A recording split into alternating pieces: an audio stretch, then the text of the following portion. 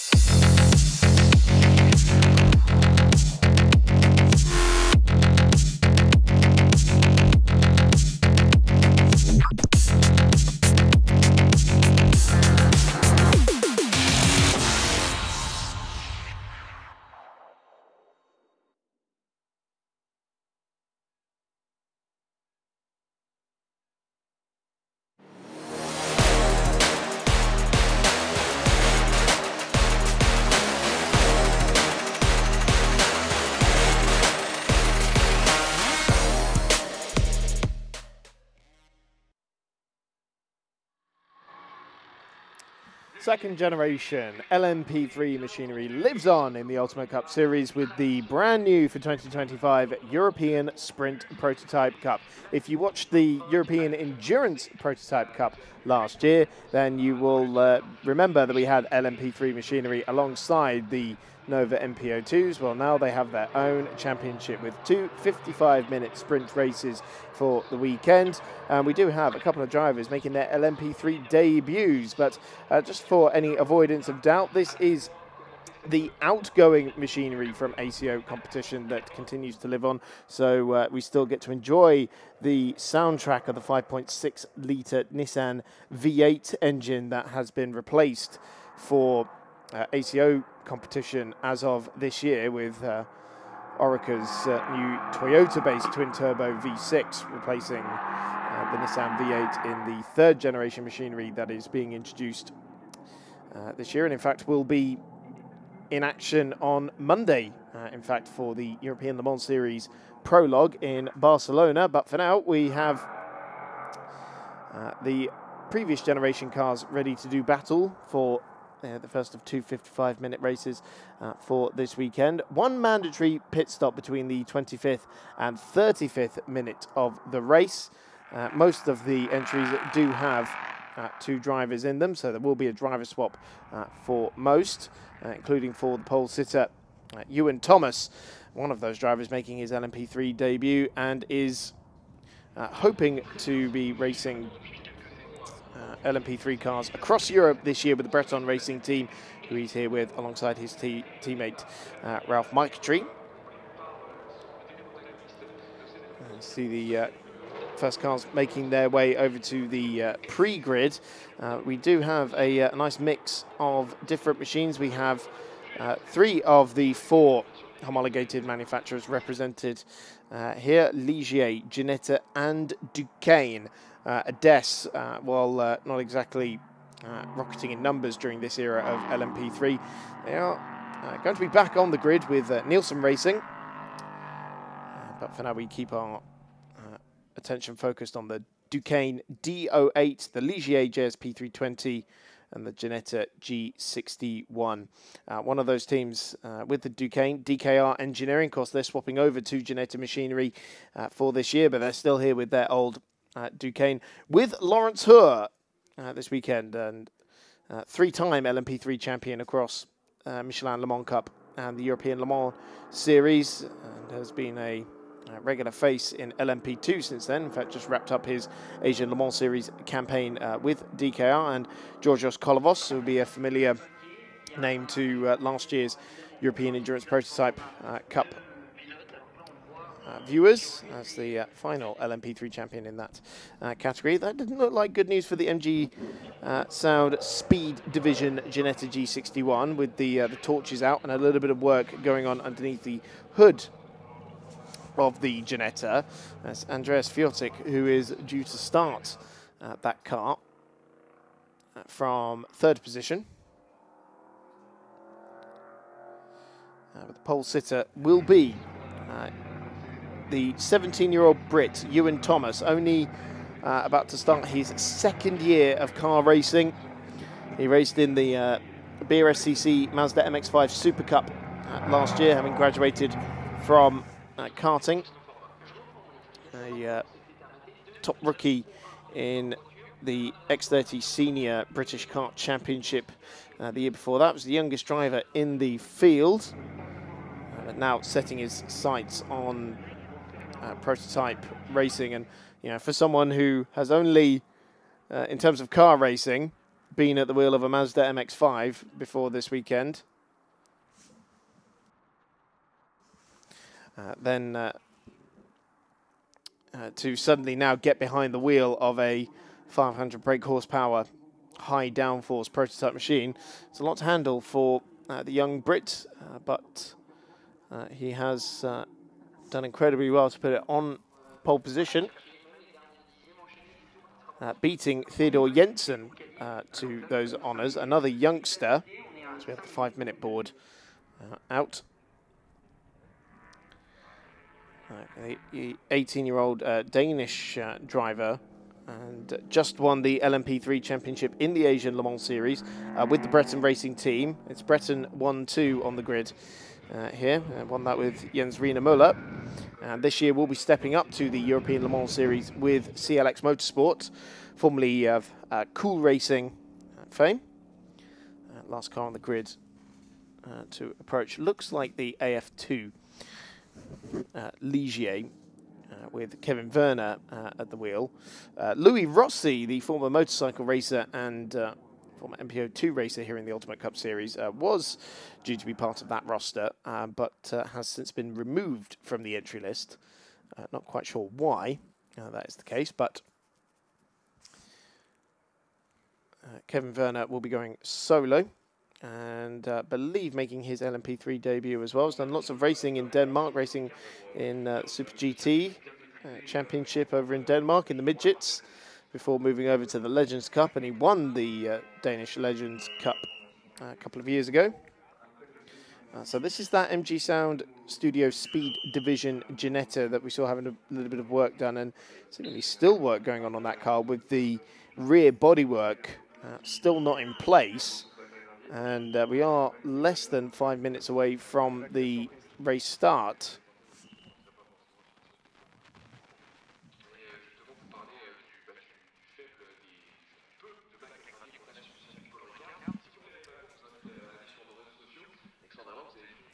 Waiting to see if a couple of cars that did have issues in qualifying, one of them being the number 3 DKR Engineering Duqueine, John Brownson, due to take the wheel of that car for the start. Didn't set a time in Q1, but Lawrence Hoare did put that car on the front row of the grid for tomorrow's second race. So at the very least, has got a good starting position for tomorrow. That's Mira Konopka at the wheel of his ARC Bratislava Ligier. We saw him and his son out in action in the European Endurance Prototype Cup last year in Hockenheim. Didn't end so well for them. A couple of incidents down at the hairpin that had championship implications. Largely an LMP2 runner now is Miro, but potentially committing to the full season of the new European Sprint Prototype Cup.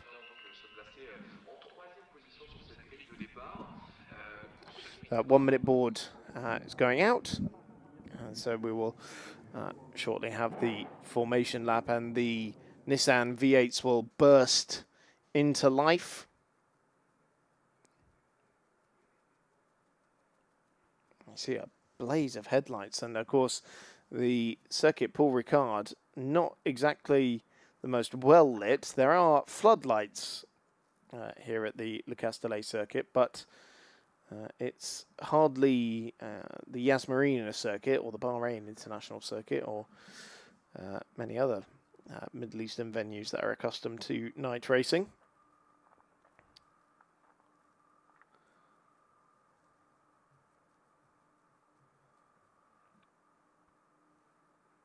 So it looked like the flag being waved at the back, and in fact we do have the green light to start the formation lap. So the pace car leads them away, and then there's the customary hold before Thomas Ewan pulls away from the grid. What's not particularly handy about Breton's liveries this weekend is that one of them is in all carbon. All bare carbon, the 62, which is the second place car on the grid. The 26 on pole position does at least have a lot of white on it, but also a lot of black on it as well. You can just see it there, and you can see also the lack of light around here. They are still going to be very reliant on the headlights on the front of the cars.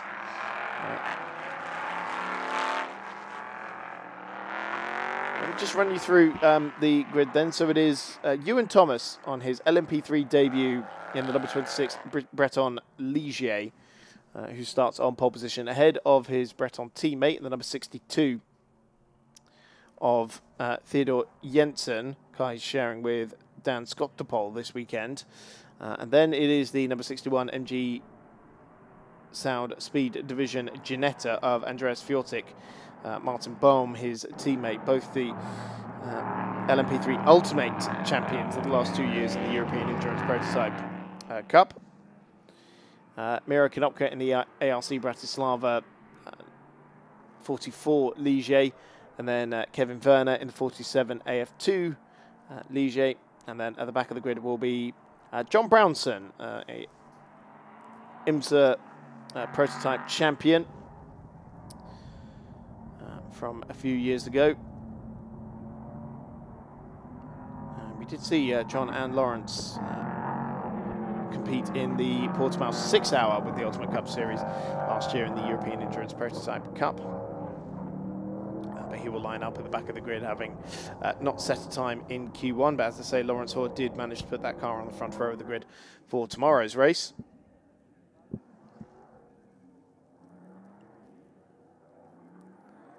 So the two Breton cars will be side by side when they make their way down towards the first corner for the first time of asking. And you see we're getting into the familiar 2x2 formation for this 55-minute race. One mandatory pit stop for a driver change if you do have a teammate between the 25th and 35th minute of the race.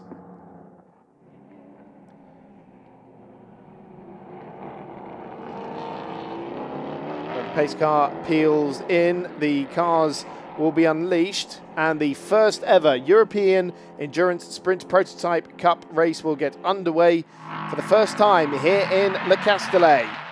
The two Breton cars run side by side down the start and finish straight towards the first corner. It will be Ewan Thomas with the inside line going into the first corner, while Theodor Jensen tries to get around the outside, but it is the pole sitting number 26 car that hangs on to the lead, while Miro Konopka manages to pick up third place away from Andreas Fjortik, and it looks like Kevin Werner is also going to challenge the Austrian going into the hotel chicane for the first time of asking. Does slide through there on the inside.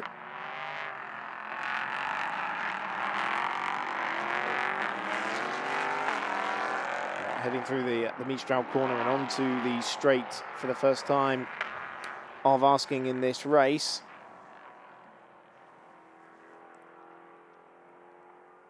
And you see the two Breton cars leading the field.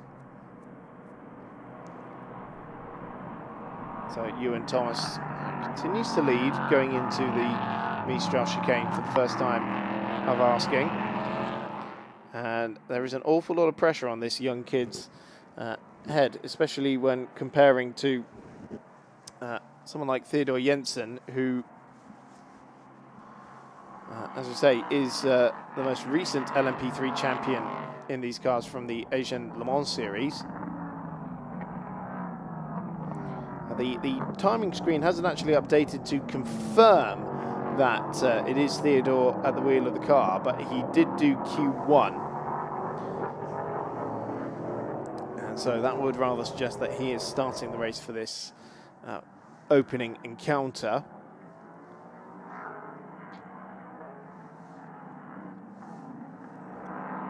There is the number 26 Breton racing car. Ewan Thomas being a very impressive young star. As I say, was only racing in the Mazda MX-5 Super Cup. Not the IMSA one, the BRSCC one back in the UK for the 17-year-old.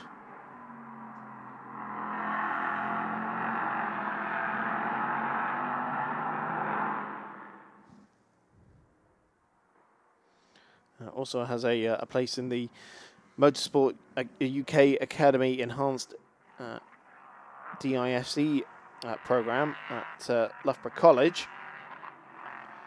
Talented in many ways is Ewan Thomas. So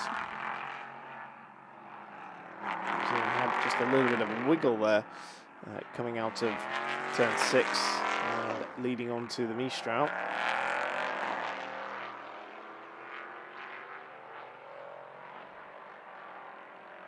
There you can see the impressive range of the headlights.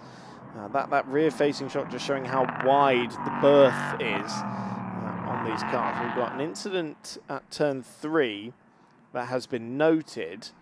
I can only imagine that that was Kevin Vernet getting past Andreas Fjortik, because they were the only two cars sort of close together on that opening lap. So I wonder if the move was not entirely without incident. Oh, that is the race leader having a wiggle into Le Bousset corner, surviving it and catching the car. But that will have definitely caught his attention and caused the odd heartbeat to increase just a little bit there. He doesn't lose any positions and actually manages to maintain a decent gap to his teammate. But that is going to be in the memory banks for Ewan Thomas the next time he goes through Le Bousset. We're going to see that moment again. It has a little wiggle on the way in. And if you think the circuit's not very well lit up, then try driving through one of the runoff areas, like being down a small country road in the middle of night at winter.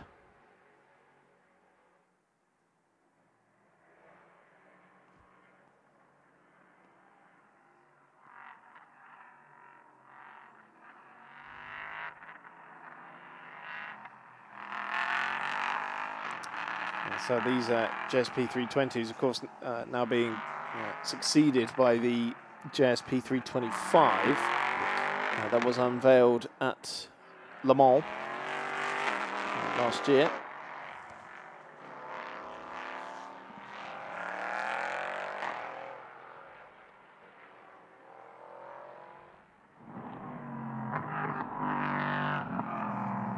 Of course, Ligier has so much success in the field of prototype racing, with the Ligier-based Nissan DPI winning at Daytona, Sebring and Petit Le Mans in 2016.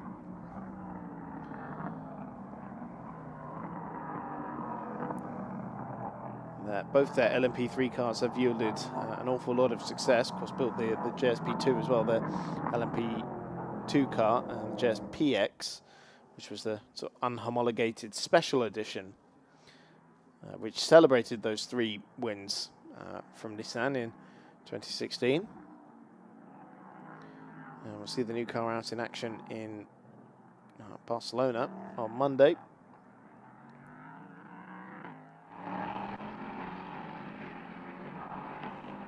fact, the new Orica prepared engine, very similar to what was used in the JSPX, which is also a twin-turbo V6. But of course, here now we are listening to the soundtrack that is going to be much missed from ACO competition, the Nissan 5.6 litre V8, specifically the VK56. And of course running to 55 minutes, because that is just about the run time of these LMP3 cars. There was a period in Le Mans Cup where before the race length was adjusted, they had to do a quick splash and dash.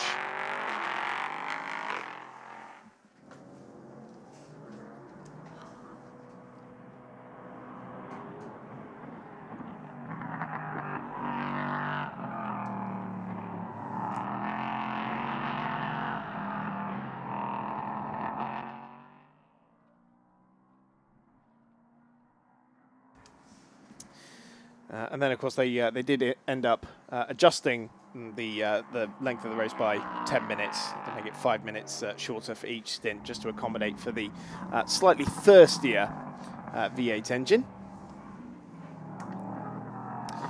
Claire Cottingham has joined me in the commentary box. Hello, how are we doing? Yes. Welcome to 2025 Ultimate Cup. I am buzzing. Yeah, of course, this is the first broadcasted race of Ultimate Cup. We have had a couple of races already today, namely the Ultimate GT Sprint Cup, which is due to have its second race of the weekend just after this one, which is, yes, sorry. in fact, the only race we've had so far. Got excited, I was watching the screen. But yeah, go on, what have we had? We've had Ultimate GT Sprint Cup so far, and yes, we do have the second race of that to come just after this one. Do you know what? I was just on the grid, and it is incredibly windy out there. Yeah. It is windier than I was expecting. I flew in a couple of hours ago, and I was thinking it when I flew in, because I was like, it's a little bit, there was a bit of turbulence coming in, but I thought it was because you come into Marseille and it's over the sea, so I was like, well, maybe it's just the sea. You know, it can get a bit blowy out there. No. As soon as I got out of the car, when I got here, my hair was all over my face, and I was like, oh, okay.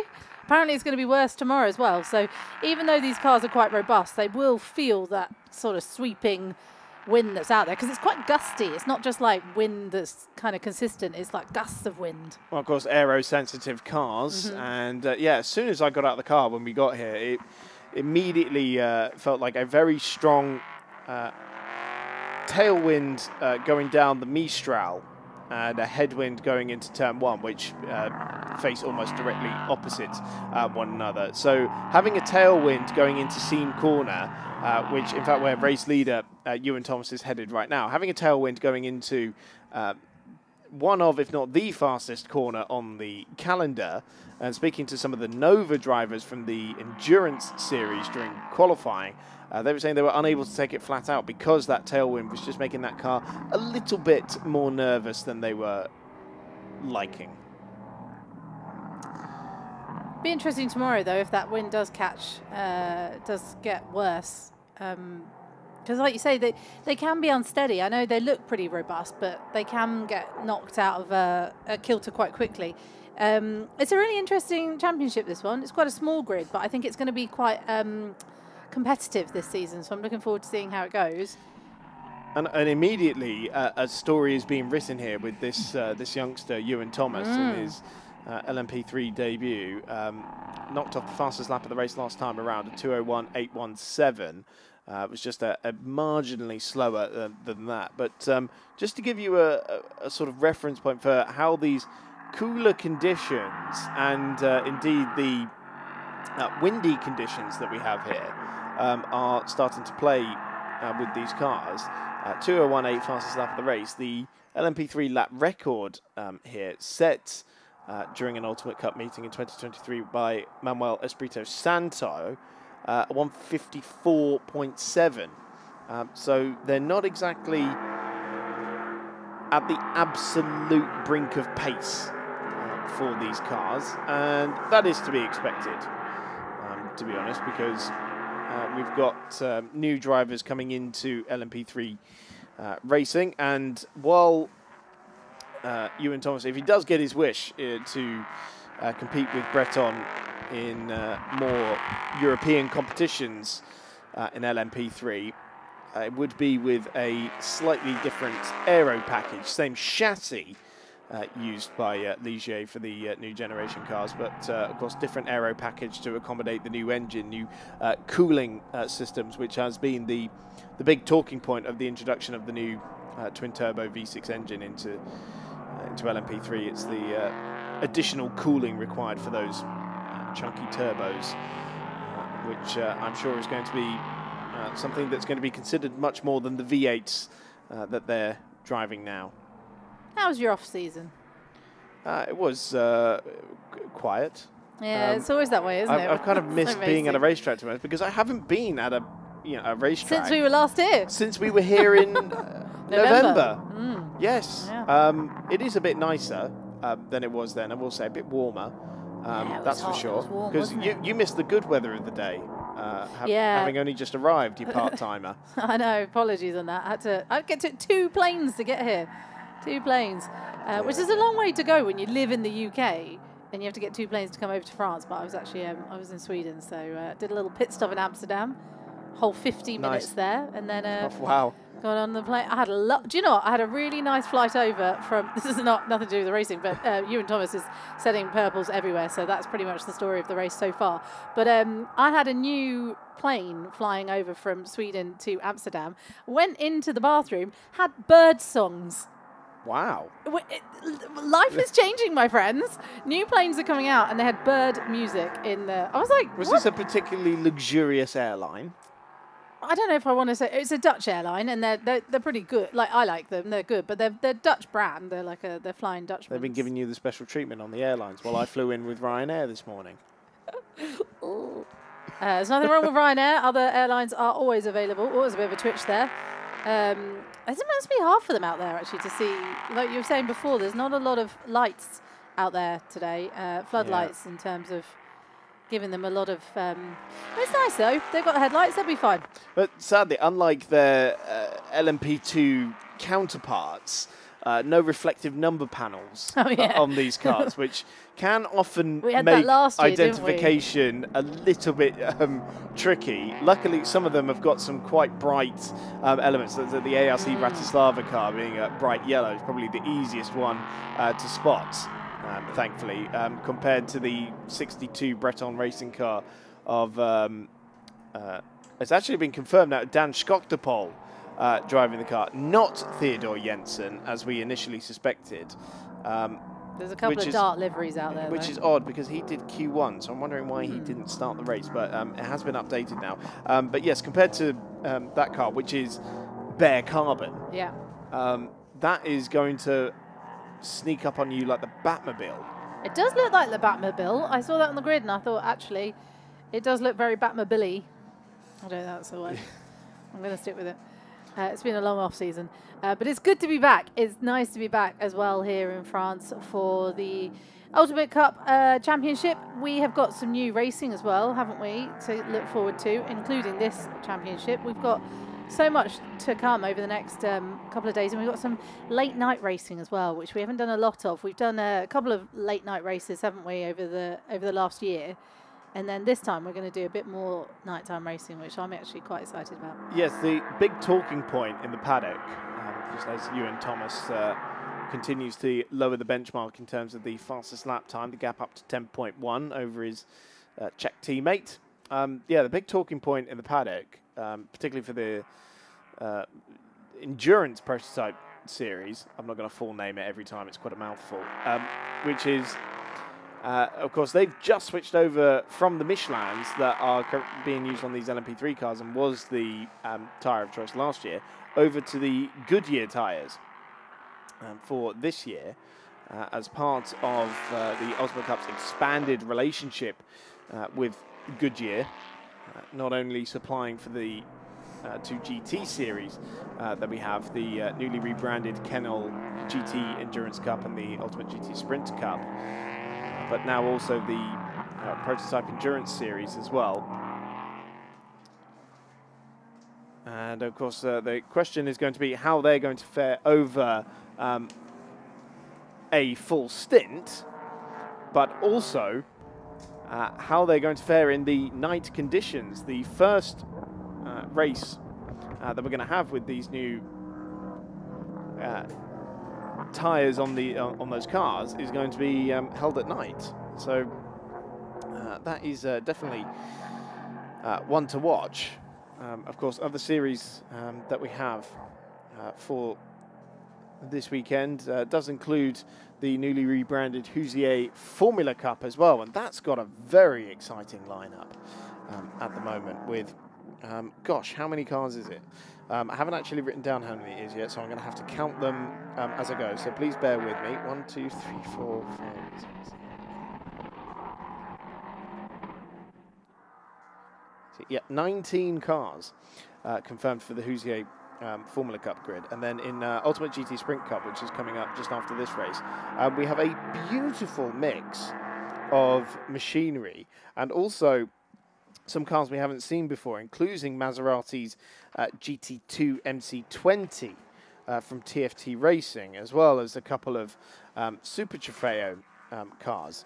And this is going to be one for GT3 fans from, I don't want to say back in the day, because when I think about it, it wasn't actually that long ago, but definitely in the sort of realm of before the modern era of GT3 racing, which is the Ferrari 430 GT3, thanks to Francorchamps Motors Racing Classic. And of course, various different GT4 cars to go with that as well. And then in the Kennel GT Endurance Cup as well, that is a huge battle of Porsche Cup machinery, with also the Vortex cars trying to take it to the reigning champions at Vigeom in their Ferrari 488 GT3 car.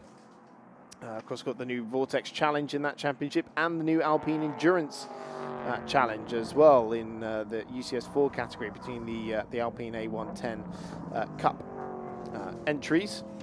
And then, of course, the highlight of the weekend, the European Endurance Prototype Cup, 23 Nova MPO2 cars that are due to fight it out over 4 hours. All that to come this weekend.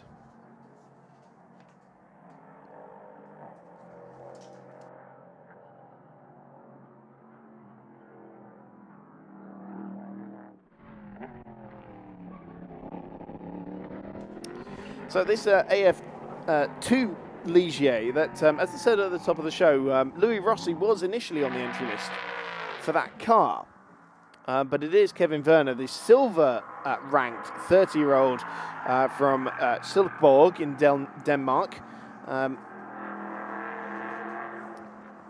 Recently moving away from national racing in his homeland, having competed in the Danish Super GT Championship in the midgets.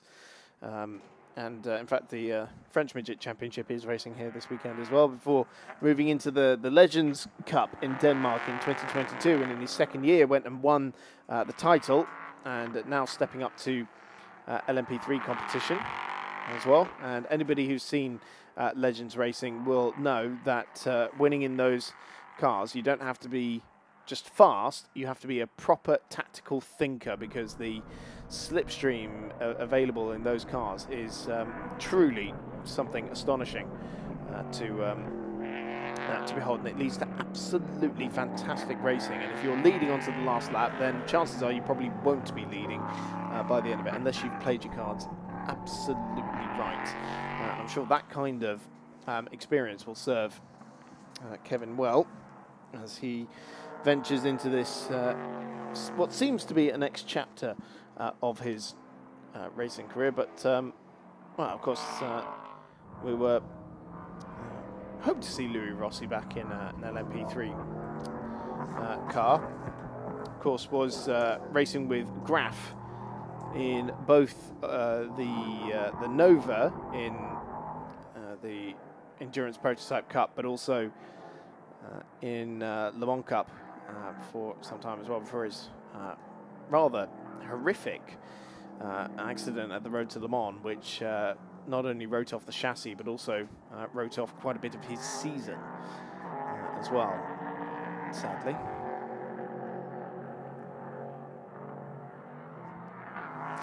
So it's nice to see that Ewan Thomas is out there, and we were talking before. Me and Thomas. Ewan Thomas.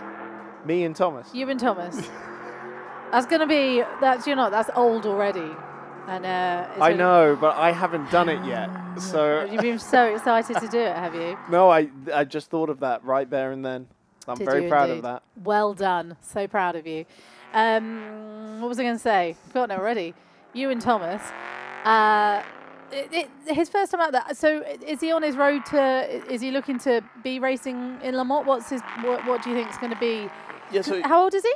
17. Oh, he's a baby. I know. I was having this conversation with a few drivers earlier, which is that it sucks how every year I get older, but the youngsters coming through, they just stay the same age. a bit like what's the inappropriate line from the movie? It's not. Oh, don't say it if it's inappropriate. No, it's not a Matthew McConaughey one about how when he gets out of prison. No, don't say it. Like just shush, shush, shush. You know the one I'm talking about. I don't have to say it. Thankfully, I'm not entirely sure. I don't watch the same stuff you do. Oh, I haven't watched it. It's just a famous line. We'll talk about it later. But yes, he's just as you say, a wee baby. A wee baby. Having 1 year of car racing and Mazda MX-5s as well, and then up to LMP3, 500 horsepower, high downforce prototype. He's 17. That's a big old toy to be playing with at the age of 17. And do you know what? I believe was he supported by Clapham North as well, which is George Grant company that has quite a lot of ties to the BRSCC Mazda series with sort of title sponsorship rights, and does a lot of work and backed quite a few drivers through British championships. I'm not 1000% sure if he directly had an influence over Ewan Thomas's career there. Speaking of which, another fastest lap of the race, 2:01.3 now. So extending that gap further over Dan Schkock to pole. It's a good name. Yes, absolutely. 21-year-old who's he's no stranger to LMP3 competition. Has been racing there for a couple of years. This is his second year with Breton Racing, having competed with them in Le Mans Cup last year. And in fact, we did see Breton and Scott de Pol at this round last year in the Endurance series. And did do a part campaign of the Asian Le Mans series, but only did the first 2 races of the season at Sepang. Didn't quite make it over to the Middle East. So I would imagine this is his first race of the year as well. I think it's a lot of our first races of the year. I've been doing a bit of the doing a bit of the esports. So I was going to sound really old then when I said that. There's a lot of youngsters in that. But people playing their computer games. No. I love it. No, I love sim racing myself. In fact, the point I was going to make while I was talking about the Legends actually was how excited I am that you can now drive that car in iRacing. Yeah, no, there's some cool stuff actually. There is it's definitely, since I've been learning more and more about it over the last couple of years, like it's incredible to see what they can do and how much they influence obviously the teams as well in terms of like sim racing isn't just competing, they also do stuff for Formula One teams and all sorts, and I always find that really fascinating. So I've had a bit of racing off season, which has been nice. Very nice to be back at the track, it has to be said. I'd like to see it in its full, like a full day of it, rather than turning it. It's always hard to turn up at 7 p.m. and then not really take in the sights and the sounds of a track. So I'm looking forward to tomorrow morning and getting underway. We are underway pretty early, I think, tomorrow. We've got some practice sessions that we won't have, but the Ultimate GT Sprint Cup gets underway at 11:15 tomorrow morning. So relative lie-in tomorrow. You're frowning. Have I done that wrong? No, that's just my normal face. Oh, it's just your resting face, is it now? Did you not see the photo that I posted before this weekend, which was... follow me on Instagram. It was quite frowny. Yeah. It's just your normal face. It is, yeah. I've developed a scowl. Yeah. So we've got the Ultimate GT Sprint Cup at 11:15, and then some more qualifying sessions for the Formula Cup as well, which is now sponsored by Hoosier. tyres. Very excited about that one. I was just saying 19 cars on that It's a grid big with old grid. some quite exciting youngsters. Yeah, there's one. some youngsters returning and some newbies as well, and some interesting names to be looking out for, including Dylan Estra is back, which will be really interesting. He's a rookie at the moment. He's returning, of course. He did a couple of rounds in the... Well, he's done French Formula 4, and he actually finished first in one of the races, but then had it taken away and actually had to finish second because basically the winner won and then had it taken away, and then he won again. So we've got lots of new names out there. Hugh Barter is one I'm really looking forward to. He's with Winfield Racing. He's Go on. I was just saying, before we get into the nitty-gritty of the Hoosier Formula Cup, the first ever racing pit stop of the new European Sprint Prototype Cup is being done by the MG Sound Speed Division. Andreas Fjortek handing over to Martin Bohm. And you see it's not the LMP2 or hypercar style mad rush. There is a minimum stationary time for them to complete. Oh, listen to the Nissan V8 roar into life. Oh, it's such a shame we're losing that from the sort of mainstream LMP3 competition. That right there should be enough to turn anyone into an LMP3 fan. Yeah, that was a nice sound. It's a good sound. That's one of those sounds when it wakes you up if you hear it rumbling past you at the pit lane, and you're just like, whoa, goodness me. Quite a bit of pit lane activity at the moment because Dan Schokdepol and Kevin Werner have also come in, as has John Brownson.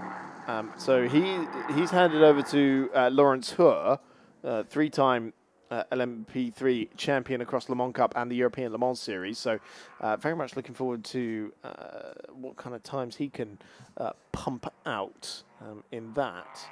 I may be behind the mark on this one, but I'm not entirely 1,000,000% sure if Lawrence Hoare has been confirmed that he will be driving the DKR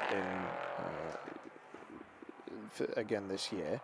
I can only imagine he will be back in the ELMS for the LMP2 car.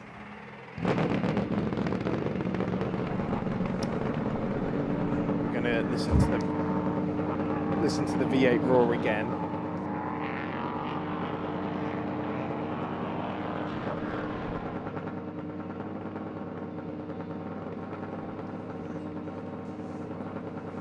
Well, I'm just waiting for, there we go, Kevin Werner puts his foot to the floor there and gets back out there.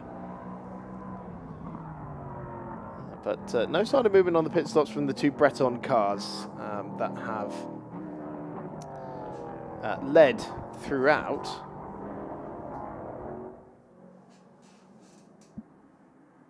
Oh, excuse me, actually, sorry, Dan Schokdepol has actually just come out of pit lane.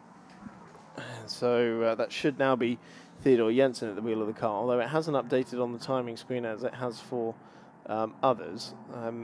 So I'm almost wondering if Theodore Jensen is no longer in the in this event. But here comes Miro Konopka, team boss at ARC Bratislava,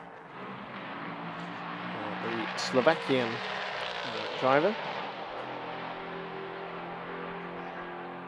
who's also raced the LMP2 Ligier across his 4 Le Mans 24-hour appearances. And that is Lawrence Hoare just making his way past Martin Bohm there, so the Duqueine, and I believe that was a move for position. Yes, it was.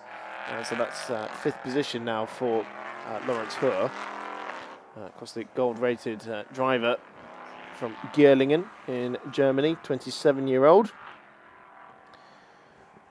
All of his success has come with the DKR team across the 2 generations of LMP3. His 2019 Le Mans Cup title with the JSP3. And then the JSP 320 for his Le Mans Cup title in 2020, and then his European Le Mans Series title in 2021. And then, as I say, has been LMP2 driver for them. Just got wrapped up with the Asian Le Mans Series campaign with Job van Uitert and Georgios Kolovos. That's the LMP3 Drivers' Champion with Team Virage from last season's European Endurance Prototype Cup. And is that now our... no, sorry, that's Mira Konopka just coming out of pit lane. So Dan Scott Topol back up into second position. And there's only another sort of lap or so on the driver change window for Ewan Thomas to hand over to his bronze driver, Ralph Michetry. What's the timings on this, Chris? When did that, like, how come we've only got 23 minutes left? How come Ewan's stayed out for so long? Is there a... well, he is the silver mandatory class driver in a silver-bronze lineup, whereas the 62 has two silvers in it. So them coming in slightly earlier or even in the middle of the stint makes a little bit more sense, whereas Ewan Thomas is trying to stretch that gap as much as possible. So he's got 2 minutes 40-ish. To get into pit lane.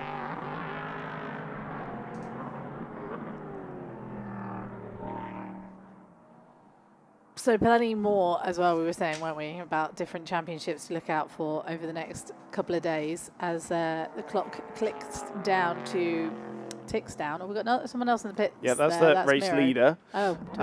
Oh, yeah, Ewan Thomas is in. And actually, it still hasn't updated for the 62. It's still showing Dan Scott Topol in the car rather than Theodor Jensen. So they not pressed the button they need to press. Well, they haven't. Yeah, there is a little. There's a driver ID switch on the steering wheel. I've not done that. So, well, he either hasn't done it or Theodor Jensen is no longer taking part in this race. Yeah, hard to know. Well, I guess we'll find out probably at the end when we find out who's on the who gets out the car. Yeah, yes. And that one. And who congratulates him, and if there is anyone. Yeah, true. But this is the final pit stop of the race. That is due at the very least.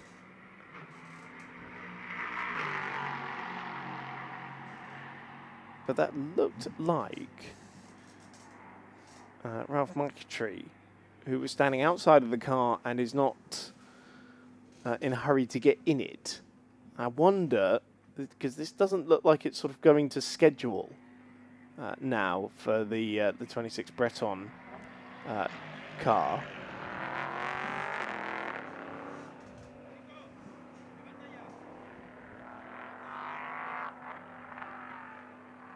Just listening in, there was some shouting.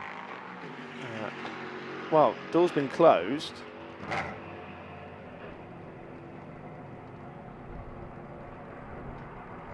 Well, I can only assume that is now Ralph Michetry at the... yeah, we saw Ewan Thomas get out. The wheel of the car, yeah.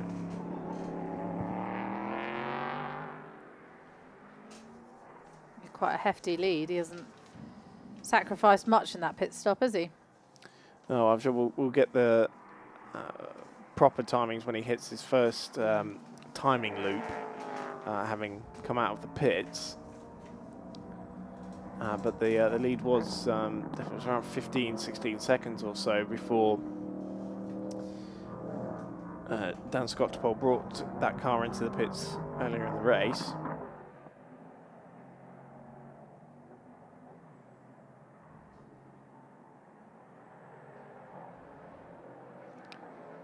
So this is Kevin Werner here, has jumped Miro Konopka in that pit sequence and is now up into third position for AF2 Racing.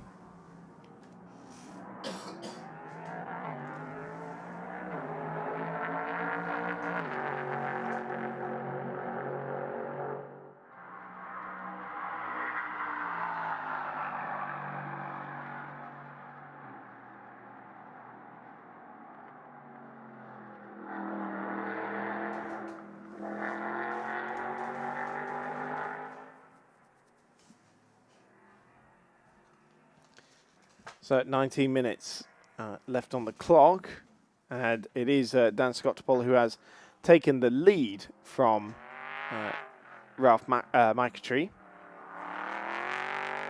as he exited the pit lane. And so Mike Tree, the 53-year-old Swiss racer from Bern,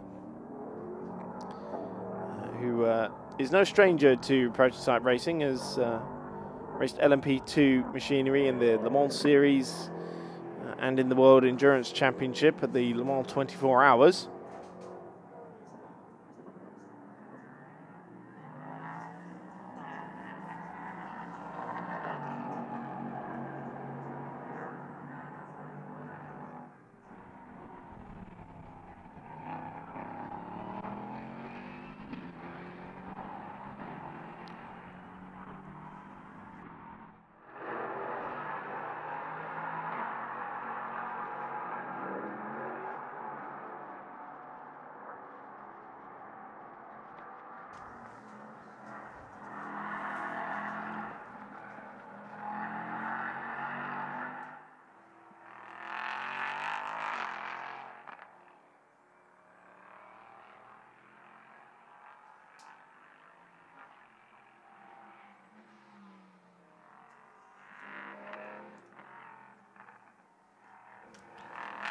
Dan Scott's pole leading the way. His gap 13.9 seconds to Ralph Michetry. Unsurprisingly, fastest sector is being set by Lawrence Hoare in the DKR Engineering Duqueine, gold-rated driver, who's immediately gone out there and started setting purple sector times.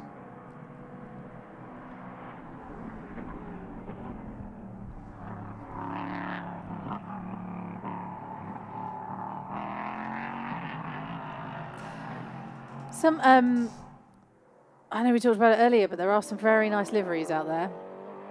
I quite like this one. We've lost him now. The Breton car, yes, the 26. I quite like the 26. It almost looks like crackling on it. Quite enjoy it. I believe this is one they used in the Asian Le Mans series. Okay. Just gone. If you think this is good, wait till you see some of the liveries in the Novas. Oh, we got some good. You've been looking at them all today. Oh, there are some cracking. What have you been doing today then? You've been wandering around, seeing you know, having a chat with people, getting schmoozing. reacquainted. Yeah, sucking up to drivers basically and getting them to. That's my job. No, I need them to come into the commentary box. Ah, yes, we do like during the that. race and give me some company. Yeah. And in fact, one driver who I have asked every single race weekend I've been to. I don't want to say it in case he doesn't show up. Hang on, wait, one sec. Tell me you're fair. No, he didn't. Well, I'll have a go at him too.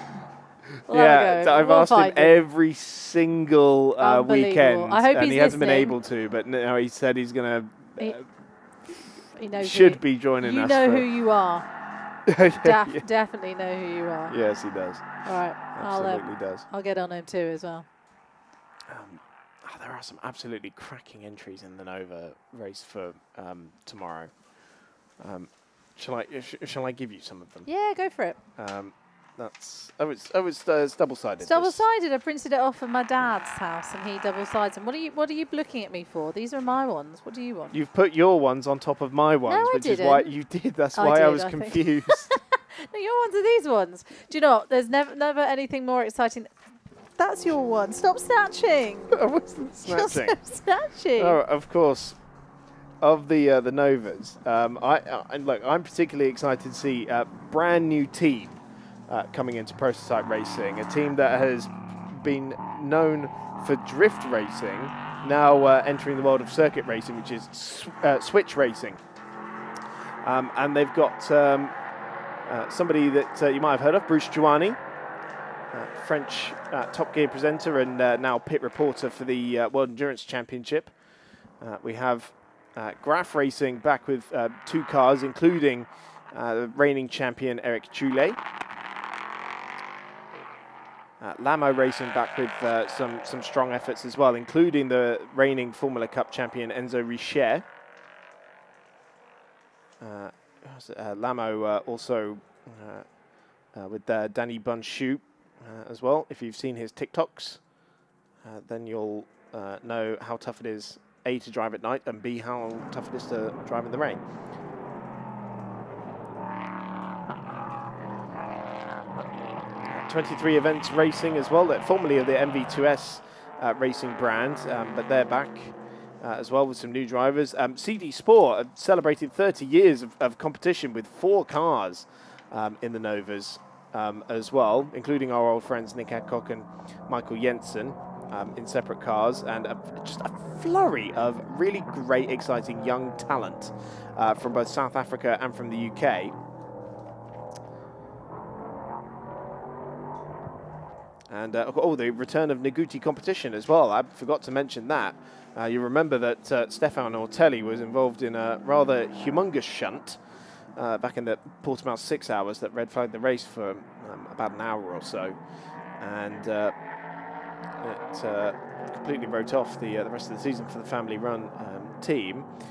Now, this is Laurens Hoer, whose life has just been made considerably easier by that little wide moment on the exit curbing of Virage Dupont by Miro Konopka in the ARC Bratislava Ligier, which allowed the Duqueine, which is slightly faster in a straight line than the Ligier anyway, a very clean run down the front straight. And so the DCAR engineering car moves up into 4th position. And 12 minutes left on the clock and an 11-second gap to Kevin Vernet, who is a silver class driver rather than the bronze rated drivers that Laurens Hoer has passed so far in this race. Then there is still a chance that he could end up on the podium.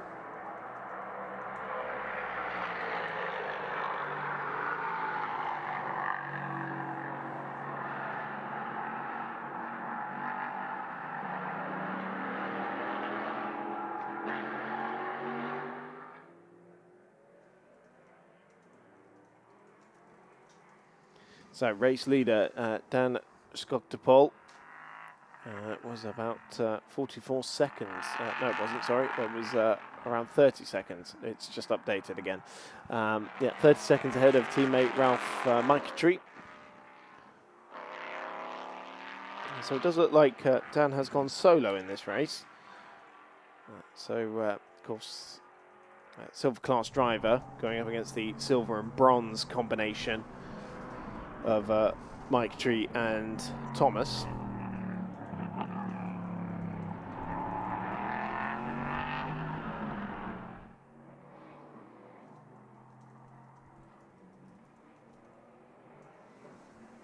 In fact, Laurens Hoer has already taken a 1.5 seconds out of Kevin Vernet for the last spot on the podium. So it will be probably rather when not if, because in the final sector, he's taken 3 seconds out of him alone. And so the gap that was 11 seconds at the start of the previous lap is now only 5 seconds as they completed their 20th tour of Circuit Paul Ricard in this race.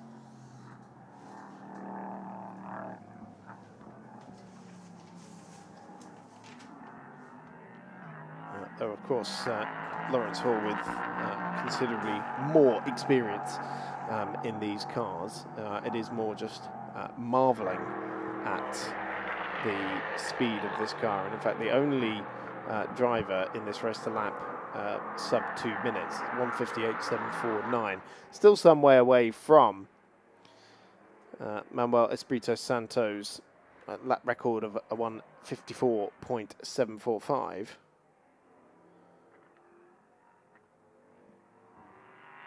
That is, of course, with the chicane halfway down the Mistral.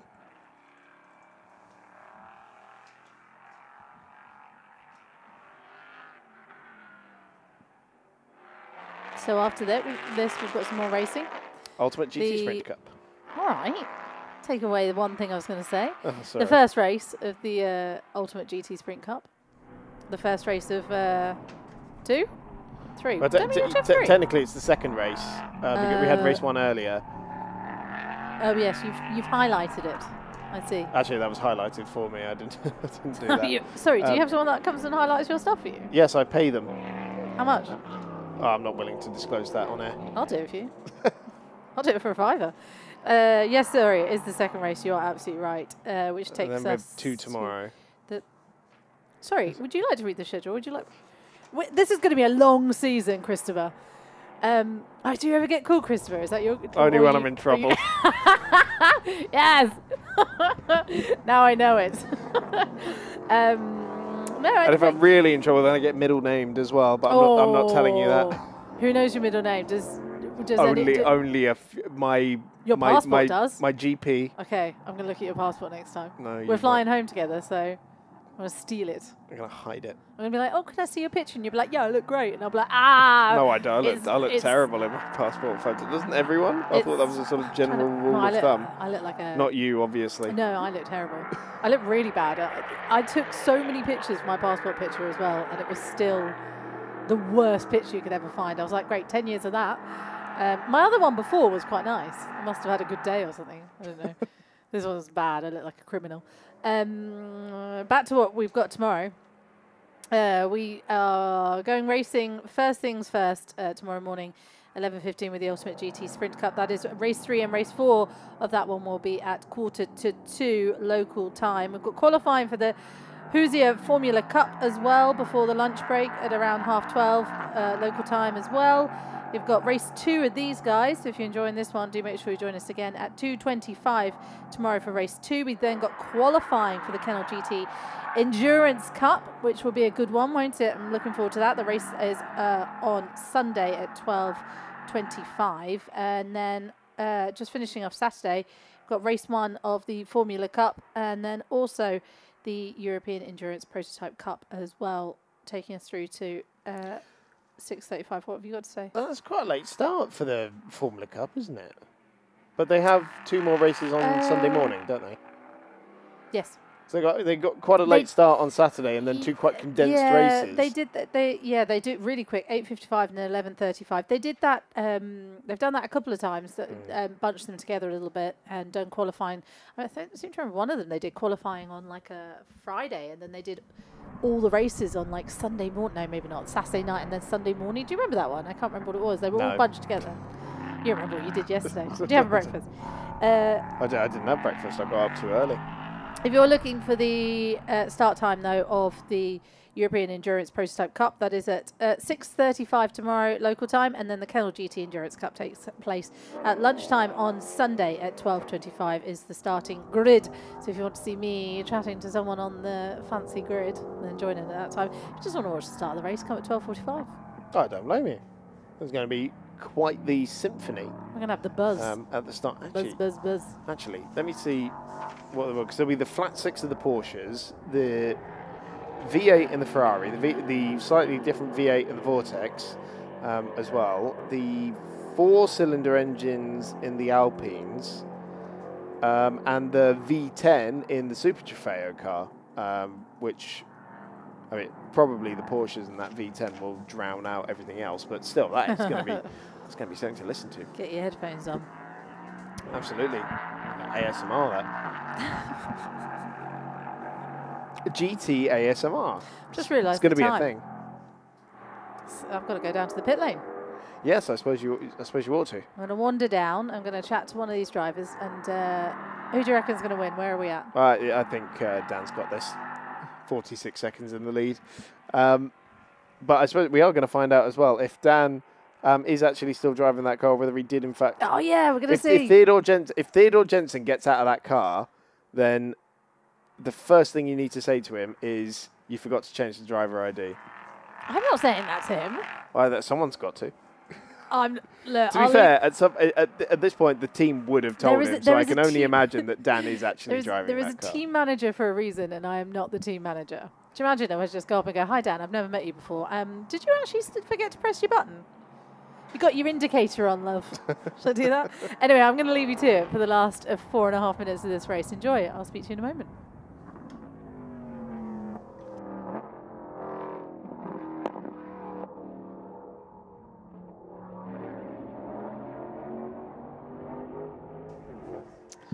So, Claire Cottingham getting ready to speak to our podium finishers in a few minutes' time as we draw to the conclusion of the first European Sprint Prototype Cup. And it looks like first honours are going to go to Dan Schoptepol.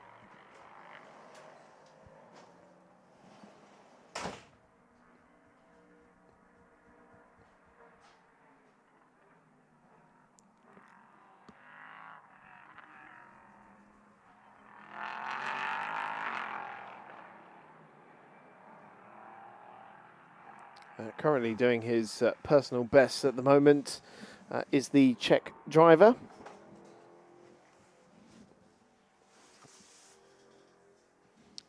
I just put in at 2:01.1 last time around, but still stretching his lead over Ralph Michetry. And Lawrence Hoare did get up into third position, by the way, ahead of Kevin Werner.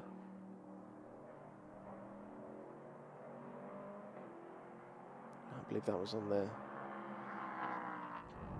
lap before last, and he's 22 seconds behind Ralph Michetry, but that might be just ever so slightly too insurmountable with less than 3 minutes to go. He is currently lapping 7 seconds a lap quicker, but it looks like we're only going to get 2 more laps out of this race, so it might just fall short for Lawrence Hoare.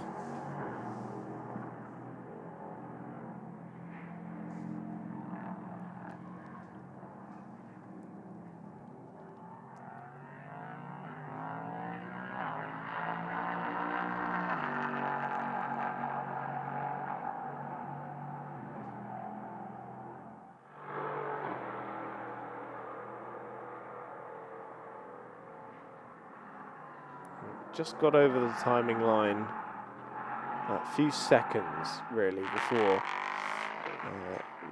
it would have been the last lap board being displayed, and just done his first 2-minute 0 of the race, 2-minute 0.714.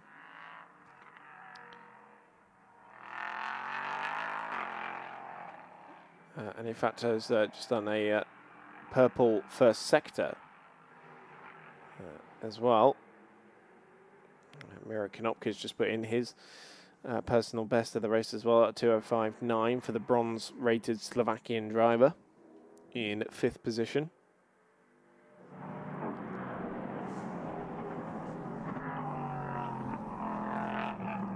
Just ahead of our race leader on track, actually. Just see it in some of the wider shots. Just gone through Scene Corner has Miro Konopka.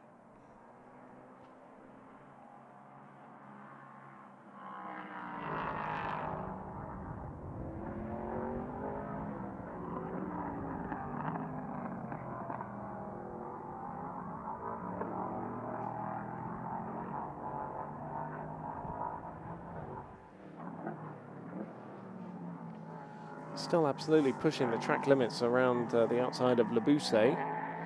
There's Schoptepol, that's for sure.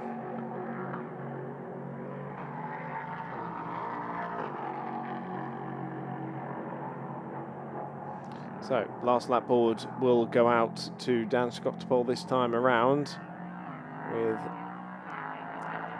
around 10 seconds left on the clock as he crosses the timing line.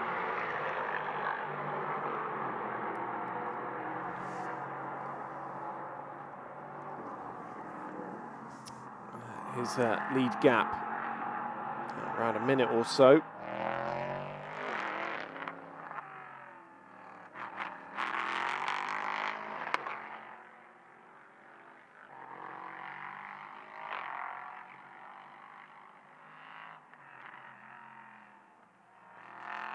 So he's still pushing there as well, because there was a little twitch going into turn 5 there on that occasion.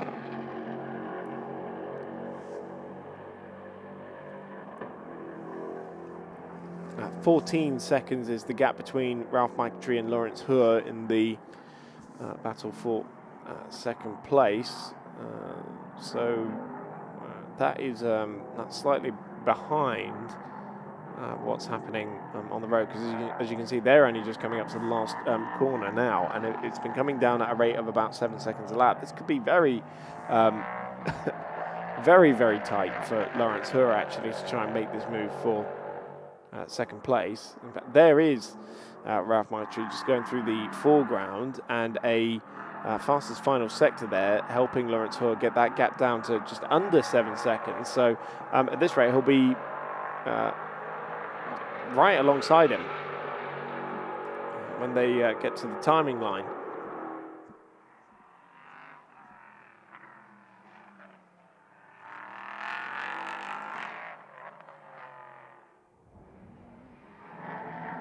Race leader Dan Schochtapol, though, coming through the final couple of corners of Virage de Lac and Virage du Pont. And Dan Schochtapol takes first honours in the European Sprint Prototype Cup for Breton Racing in the number 62 Ligier, as he meets the checkered flag, and it is a long, long wait to see who is going to emerge in second position. That battle now just coming out of the Michel chicane towards Seine Corner at turn 10, but it is still the DKR Duqueine that is behind the second Breton racing car as it stands.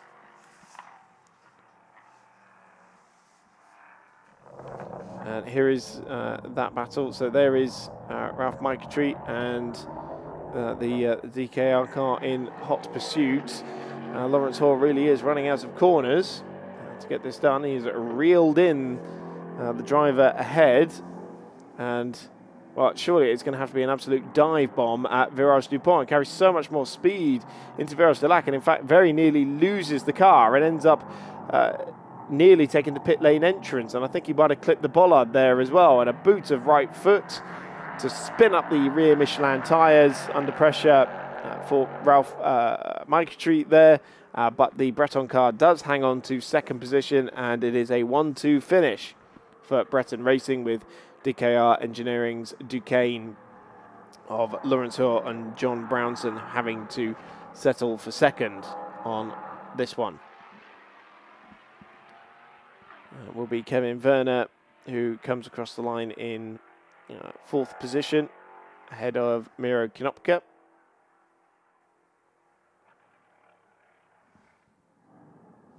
Or in fact, is Miro Knopka, has he passed Kevin Werner at the on the last lap of the race here? No, Kevin Werner does get fourth position.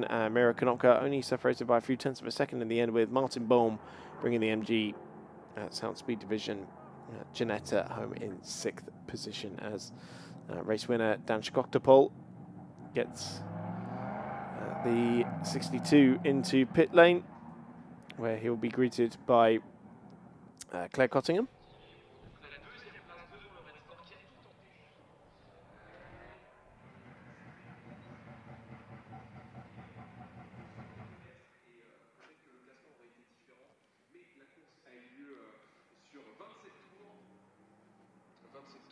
So the first ever winner in the European Sprint Prototype Cup.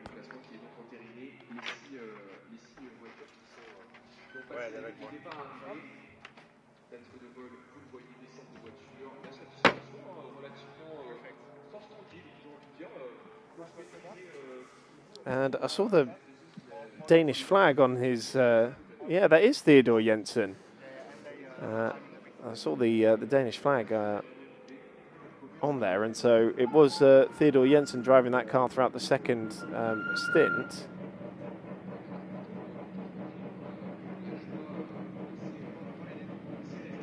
And so he did forget to do the driver ID switch. I'm surprised no one at Breton told him to do that, unless it was faulty in some way. But apologies to Theodor Jensen, who got none of the credit for that for that second stint.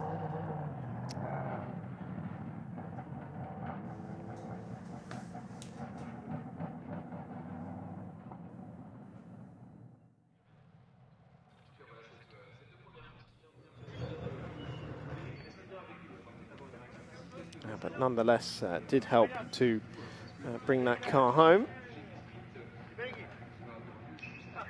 And he's going to get a lift onto the shoulders.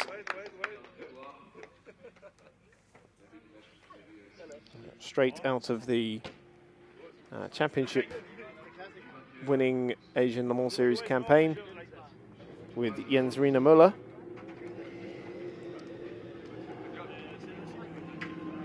Ahead of his European Le Mans Series campaign with CLX Motorsport.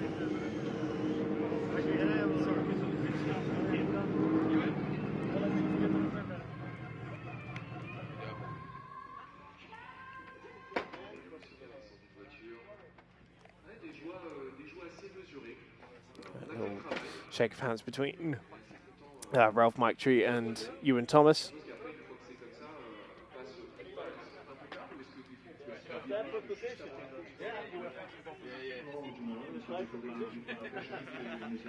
Second place for the 26 car that started on pole position.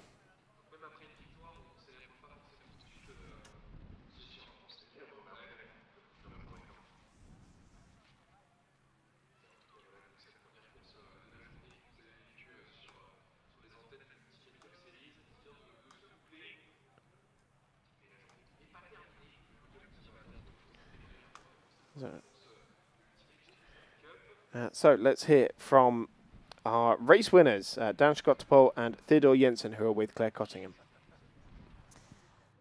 Well, currently just with Theodore, but congratulations. We didn't know it was you in the car at that point. You gave all the credit to your teammate. Yeah, we had the wrong driver early on, but we put it at the end, so yeah. We knew just at the end it was you. Well, congratulations. It's a good way to start the championship. Was it tricky out there? It's obviously quite a small field, but I feel like we're all still quite close up. I know it was a big lead at the end, but it was challenging in places for you. Yeah, it's been the car has been a bit difficult to manage. We've had some problems, but now it worked pretty good. So yeah, we came up with the win. So.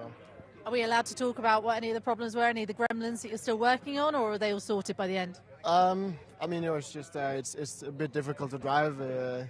We have had a lot of understeer the whole week, so very tricky to push a lot. So, but it's still fast, and we managed a good race. So.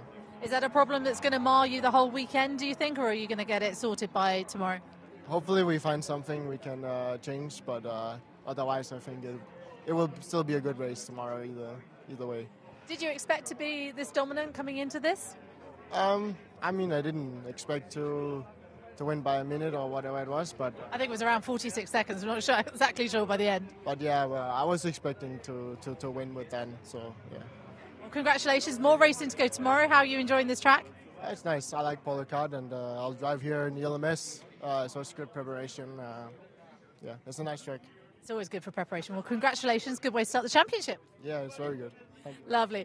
Well, thank you so much. We've got more racing to come, obviously, on the YouTube channel, so make sure you stay with us for the GT Sprint Cup is coming up next, and it's race 2 of the weekend. You can see how windy it is here. My hair's going crazy. Make sure you stay with us.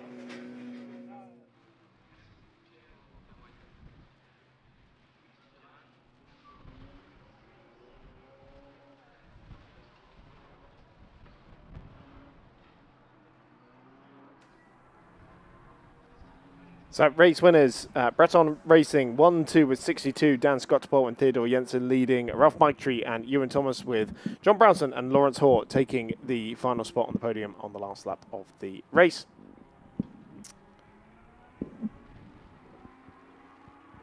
But let's take a look back at the highlights as we round up.